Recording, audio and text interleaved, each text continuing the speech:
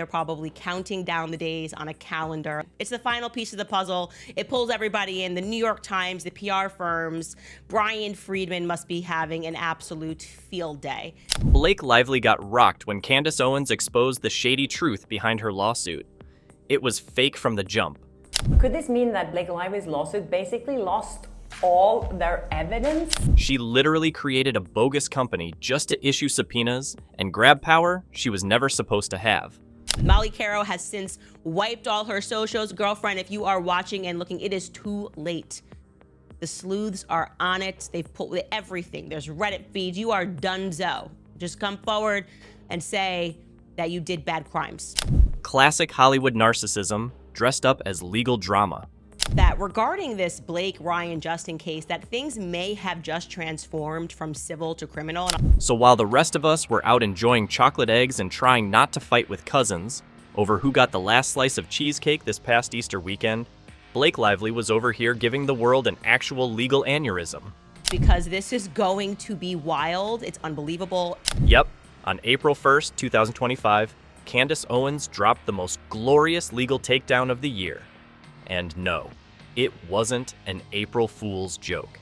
It was real, very real, and very humiliating for Miss Blake, Plantation Wedding Lively.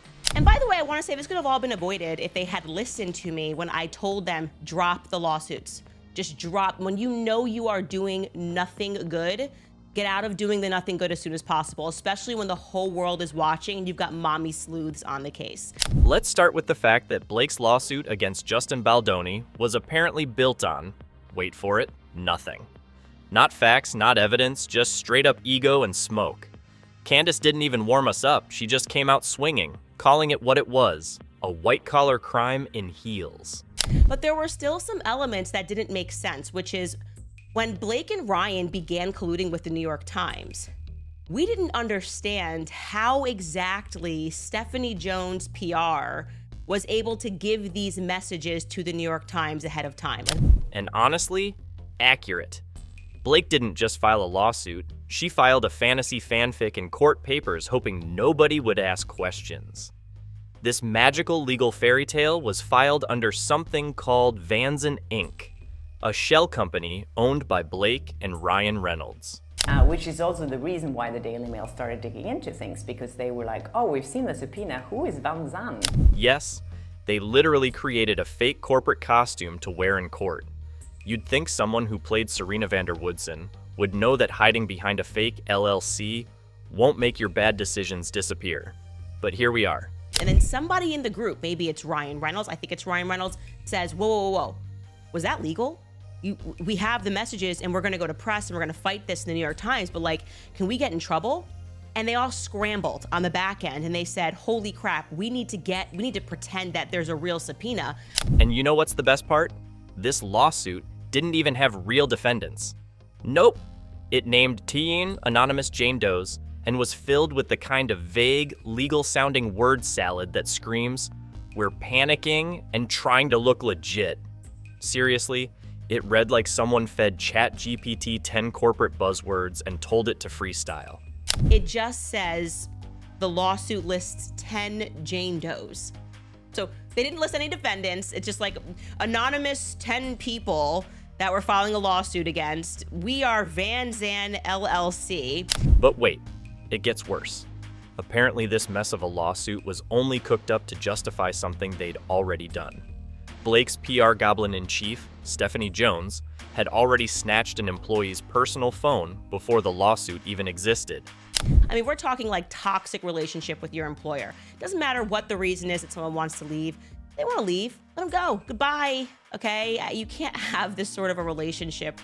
Jennifer Ale, the poor woman just trying to quit her job peacefully, had her phone literally taken from her on August 21st, 2024. You heard me. Stephanie Jones, backed by a security guard, a CEO, and her little villain lawyer team, pulled the kind of move you'd expect from a mafia boss, not a PR lady with a caffeine addiction. But she was under a lot of pressure and she thought, well, does this mean she's gonna steal more clients from me? I made Jennifer Abel. No one leaves me and takes one of my clients. Now, here's the timeline bombshell. The subpoena that supposedly gave them the right to do that Yeah, that came 41 days later on October 1st. So Blake and crew had been sitting on illegally obtained data for over a month while pretending everything was above board. Honestly, at this point, even your cousin's dodgy side hustle looks more legal than this. Right before she's about to leave, Steph Jones calls her in. She's got a lawyer. She's got the, chief level. I think it was the CEO there. She's got security, and she's like, "We need your phone because we have a subpoena that we're complying with." Let's talk about this ghost company they used to pull this stunt.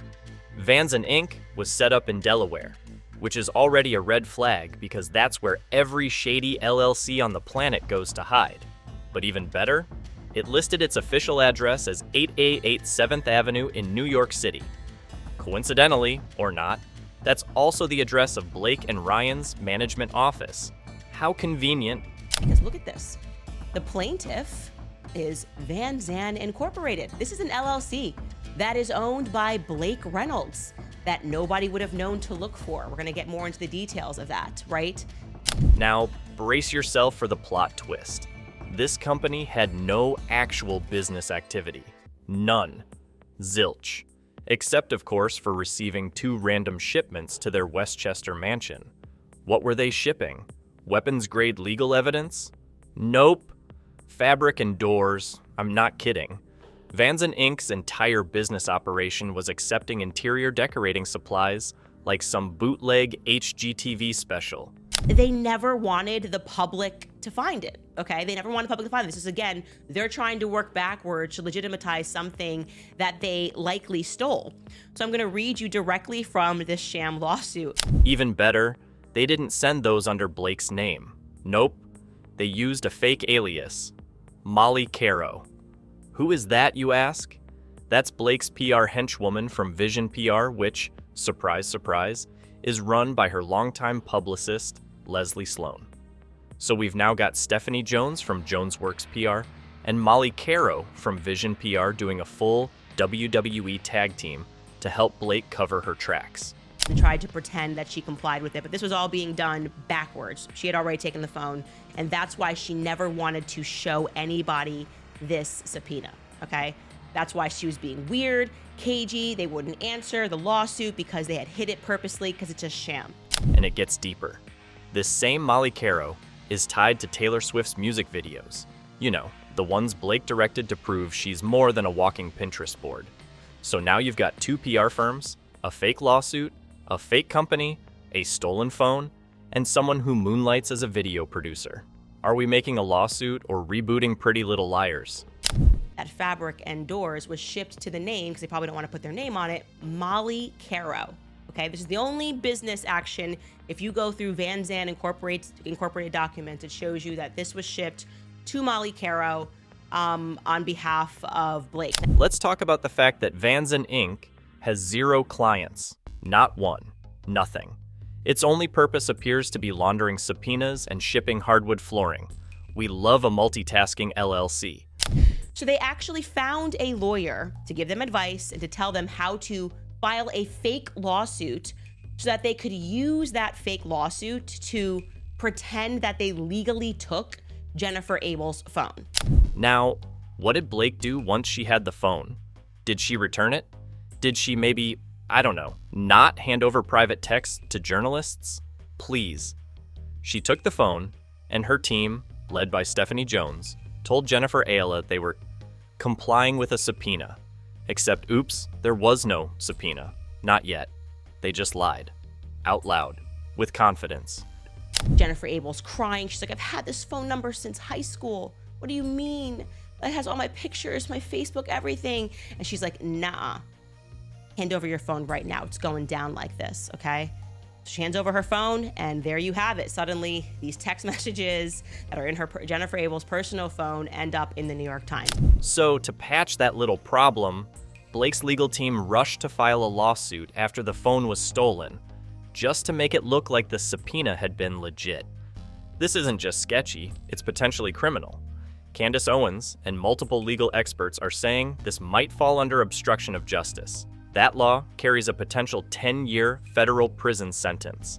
Imagine going to jail not for a scandalous affair or financial fraud, but for stealing someone's texts about their lunch breaks and work emails. Peak Blake. There's Reddit feeds. You are donezo. Just come forward and say that you did bad crimes. Oh, and guess what?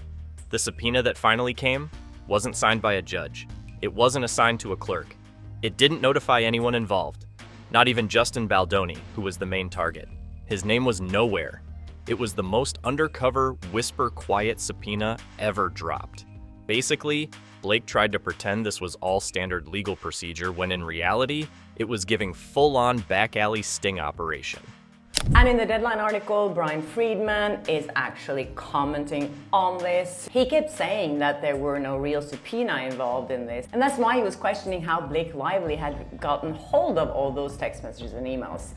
Brian Friedman, Baldoni's legal hammer of doom, called the entire stunt a flagrant abuse of process and a fictional lawsuit with no basis in fact or law.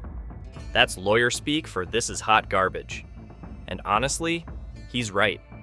Brian Friedman is saying here that this whole sham lawsuit is a disgrace, it's unethical, and it's an abuse of the legal system. Blake Lively really tried to weaponize the court system like it was a hairbrush in a Gossip Girl episode. She thought slapping some legal jargon on printer paper would magically turn her PR tantrum into a legitimate lawsuit. But here's the thing. When you build your legal case out of fabric, doors, fake names, and stolen phones, it doesn't matter how many times Time magazine calls you influential, you still look like a clown in court heels. Got Leslie Sloan PR, Vision PR, or her PR firm rather, Vision PR, colluding with Stephanie Jones PR, and they file this sham lawsuit because they're going, crap, we took this phone and we got these messages, but we have to make sure it's above board. So here's where things go from shady to full-blown cinematic. We're talking cover-ups, deleted receipts, and Ryan Reynolds panicking like Deadpool just got hit with a lawsuit and couldn't regenerate. It's August 29th, 2024.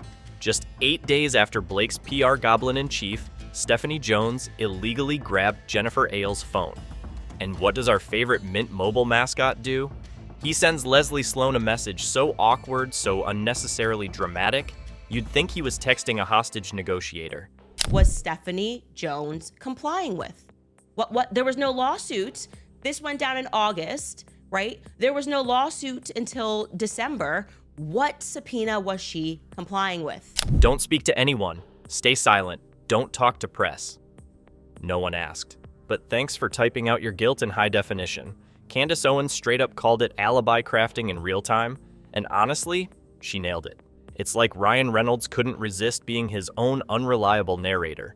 You know you're in deep when your first instinct is to silence your entire PR team before a single headline drops. It's like, hey, it's Les, and I'm like, that's weird. And then Ryan goes through these like great lengths to be like, let's not respond to PR at all or engage. These are the messages. These were sent on August 29th, all right? But this isn't just panicked damage control. This is orchestrated PR warfare. While Ryan's out here crafting his legal oopsie texts, Blake's influencer army was already busy spoon-feeding the stolen texts to New York Times journalist Megan Twohey like it was a PR brunch buffet. Yeah, they took the illegally obtained messages and started prepping a media smear campaign faster than you can say, frivolous lawsuit. I think it was back in February, and I said, this is an alibi, okay? They had already done something very bad, and they were trying to work backwards in the event that their messages got subpoenaed. So that's August 29th. Let's now plug this in to the timeline so you realize like how caught Ryan and everybody is in this. And of course, none of this PR scheming made it into Blake's lawsuit. Why? Because even they knew it would reek of bad faith. Can't have the public realizing you hijacked the legal system to push a narrative, right? Better to keep it off the books and let the headlines do the dirty work. But guess what? The New York Times metadata spilled everything. The article was being prepared before the lawsuit was even filed. Yep, Blake's legal case was playing catch-up to her PR playbook. Classic A-list hypocrisy. Throw a tantrum, cry victim, plant a story, then scramble to make it all look legal. But karma, as they say, doesn't care how symmetrical your cheekbones are. Because here comes the judicial curb stomp Blake absolutely earned. That magical subpoena, the one she used to snatch private phone data and pretend it was all normal, yeah, it got quashed. And he's continuing to say there's nothing normal about this. In contrast to Blake Lively's team is saying that this is really normal. As in, legally slapped into oblivion. Judge Lehman reviewed that hot mess and said, nope. He called it overbroad, a privacy violation, and about as legitimate as a forged hall pass in high school. And here's the kicker. Without those texts and DMs from the phone, Blake's lawsuit is basically naked. She's got no real evidence, just her high-end wardrobe and a voice memo saying, trust me. The only thing holding her case together now is hope, and maybe whatever spell she thinks she cast on Time magazine to get on that influential list. Even the legal experts have chimed in, including ChatGPT, as mentioned on Flossom Talk. Yes, the same AI that writes recipes and Tinder bios now has a better grasp of courtroom ethics than Blake Lively. According to literally everyone with a functioning brain, if the subpoena evidence is removed, her entire case collapses under its own fraudulent weight. Brian Freriedman isn't wasting time either. He's pushing for a motion to strike, a motion for summary judgment, and, my personal favorite, Rule 11 sanctions. For those not fluent in legal rage, that means Blake might get officially reprimanded for filing a lawsuit in bad faith. In other words, the court could declare her whole case a giant, expensive lie. That's not just embarrassing, it's dangerous. Because if that happens, her lawsuit risks total dismissal, she might have to pay fines, and she'll officially be labeled as manipulative and frivolous, which, to be fair, is just the legal version of what most people have already decided after reading the first few headlines. So he's saying to Deadline today that Ms. Lively and Mr. Reynolds' company Van Zandt had nothing to do with this case, and they knew it. This sham lawsuit was designed to obtain subpoena power without oversight or scrutiny. But if you think this ends with a slap on the wrist and a disappointed lawyer emoji, oh no. The legal community isn't just gossiping, they're foaming. Because what Blake and Ryan allegedly did isn't just shady, it might be criminal. Like federal criminal, hire a defense attorney before lunch type criminal. It reads, this is in the Daily Mail, revealed Blake Lively's super shady legal tactic that set off the war with Justin Baldoni before he even had a clue. Multiple legal analysts have now flagged this circus as a potential case of obstruction of justice. The main issue? Blake and Ryan used a fake lawsuit, Vans and Inc., remember that shell company with no real clients and a door delivery fetish, to get access to someone's private phone without following the law. They didn't notify the target, they didn't include his name in the paperwork, they just helped themselves. If that sounds like a violation of privacy laws, congratulations. You have more legal awareness than half of Hollywood, because California and federal privacy laws do not mess around when it comes to employee data. You can't just go full cyber Putin on someone's phone and expect to walk away with a press release and a smoothie. And get this, the lawsuit they filed didn't even have real defendants. Not one. No names, just Jane Doe's, and a vague legal complaint that reads like it was written by someone on Ambien. According to experts, this might qualify as fraudulent legal filing, and if that's proven, they could be staring down up to 10 years in prison, massive fines, probation, and mandatory restitution to the people they tried to screw over. That's not PR crisis level. That's orange jumpsuit level. It accuses the 10 Jane Does of, quote, they have participated and may continue to participate in efforts to harm plaintiff, including by failing to act in plaintiff's best interests, taking actions to their personal benefit at plaintiff's expense. And here's the biggest red flag of all. Stephanie Jones, the woman at the heart of the phone seizing operation, is now rumored to have hired a criminal defense attorney. That's not something you do for fun. That's the legal version of grabbing your parachute mid-flight. She's not prepping for a civil lawsuit. She's bracing for federal court, which means this scandal might be crawling out of the gossip columns and straight into the Department of Justice. It's almost poetic.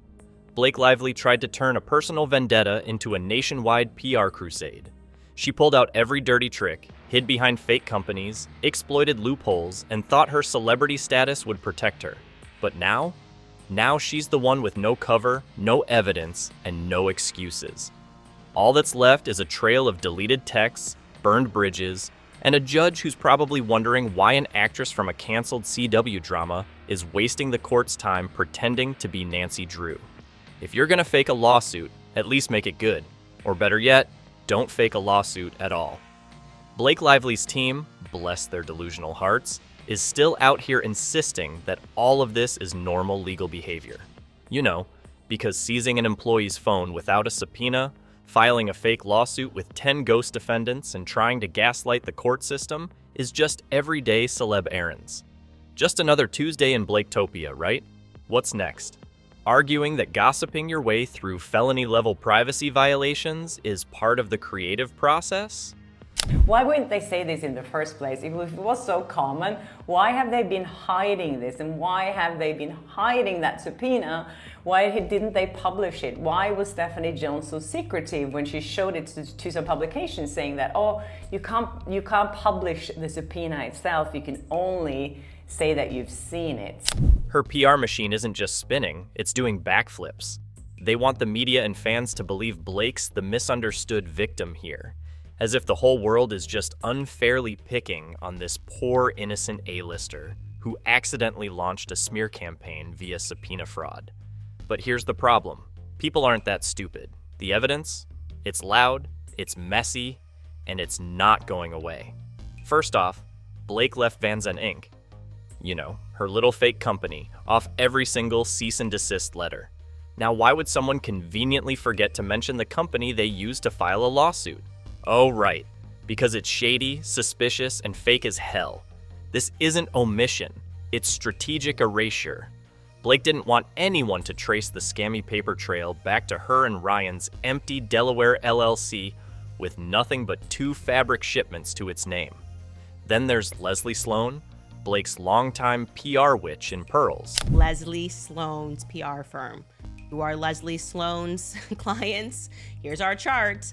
Leslie Sloan's clients are Blake and Ryan. So we have now just connected these 2 PR firms that were both involved in filing this sham lawsuit. According to court records, Leslie was already threatening Jennifer Ale with a lawsuit back on August 21st, the exact day Stephanie Jones ripped the phone from her hands. Mind you, this was before any lawsuit existed, before there was any actual legal action. That's not legal maneuvering. That's pure intimidation. That's what happens when Hollywood publicists think they're Tony Soprano. On August 21st, to tell her that she has seen these messages and she will get sued. So how had she seen these messages already? If the sham subpoena wasn't issued until October 1st, because remember this sham lawsuit was filed on September 27th. Candace Owens put it best. Stephanie Jones didn't just overstep. She transformed into a full-blown employer-turned-stalker. Toxic boss energy doesn't even begin to cover it. This wasn't just an HR issue. This was power abuse wrapped in designer leather. Jones literally used her title and her connections to try and ruin someone who dared to quit her firm. And Blake? She backed it all the way. She weaponized the vendetta like it was a feature film. Are accusations abuse of process, potential exclusion of evidence obtained from subpoena, which would be tragic for her. If they exclude this evidence, she has nothing. Even Blake's own fans are starting to wonder, why is she risking everything over a couple of stolen text messages? If her harassment claims were real, wouldn't she have actual evidence instead of a lawsuit propped up by fake subpoenas? Because it was never about justice.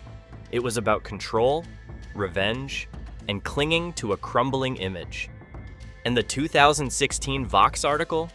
It called her out years ago. A soulless, privileged blonde with zero depth. Now she's faking lawsuits while posing in Europe like she's not drowning in legal chaos. Just a cover-up for her plantation wedding scandal. This isn't justice. It's Blake's PR fantasy melting down in real time. Case closed, my friends. And now we get to the part where it stops being funny. Because it's no longer just about PR fails and fake companies, it's about real legal consequences. As of today, Blake Lively, Ryan Reynolds, Stephanie Jones, and Samantha Katz are all facing potential sanctions, disbarment investigations, and even federal obstruction of justice probes. This is not just tabloid fodder anymore. This is the Department of Justice knocking on the castle gates. So they find a woman and somehow they hit up this attorney, Samantha Katz. She is the moron that involved herself. She's got a face like a moron, right? She just looks like a moron. Decides to involve herself in this plot. This is the unknown individual that she works for Manat, Phelps, and Phillips, which is in New York City. Let's walk through this damning timeline one more time. July 10th, Jennifer Ale resigns. Stephanie Jones seizes her phone. September 27th, Blake files the Vanzin sham lawsuit. October 1st, a fake subpoena finally gets filed 41 days after the phone was taken. Then on September 27th, a sham lawsuit is filed. Now, what sham lawsuit are we talking about? I want to skip ahead and show you this because what went down, and I'm going to tell you this is me reading into the situation now. That's not just fishy. That's a full seafood market of premeditated fraud. Every date, every action, every delay is a neon sign that says, "We knew what we were doing, and we did it anyway." If that subpoena evidence gets thrown out, which it's already on track to be, Blake's whole lawsuit could be dismissed. Not only that, but she could be hit with civil liability for abuse of process, which, let's be real, is exactly what this was. An abuse of power, press, and process by a celebrity who thought the rules didn't apply to her. This is just words. Like, Samantha Katz, okay, was just typing words so that they could get a lawsuit filed that they never intended to do anything but drop. Prosecutors may bring charges under Rule 11, Federal, and Part 130, New York. Laws designed specifically to stop people from doing exactly what Blake did, weaponize the courts with fake claims. And if they do, Blake might finally have to face a courtroom where the lighting isn't flattering and the judge doesn't care how many followers you have. In the end, Blake's attempt to control the narrative turned into a masterclass in self-destruction. She wanted to play God in the courtroom, rewriting truth and silencing critics with legal threats. But all she really did was expose herself as a privileged, image-obsessed fraud who forgot that in the real world, even pretty liars can face real consequences. What do you think? Is Blake Lively done for, or just getting started? Drop your thoughts below and don't forget to subscribe for more brutal breakdowns like this.